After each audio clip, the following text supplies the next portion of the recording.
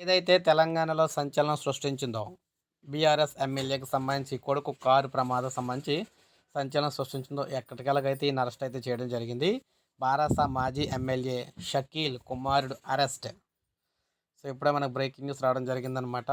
బారాసాకు చెందిన బోధన్ మాజీ ఎమ్మెల్యే షకీల్ కుమారుడు సాహిల్ అలియాస్ రాహిల్‌ను పోలీసులు అరెస్ట్ చేశారు.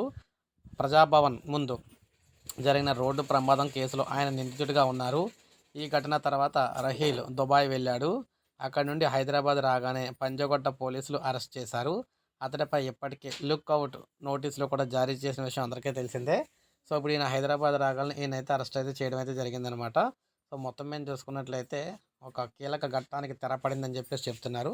ఇప్పుడే మనకు అప్డేట్ అయితే వచ్చింది. ఒక లైక్ చేయండి, సబ్స్క్రైబ్ చేసుకోకపోతే మన ఛానల్ సబ్స్క్రైబ్ చేసుకొని ఫాలో అవుతూ ఉండండి. ఇలాగే మీకు అతి ముఖ్యమైన అప్డేట్స్ అన్నీ కూడా మన ఛానల్ ద్వారా మీకు ఎప్పటికప్పుడు అందిస్తూ ఉంటాను నేను.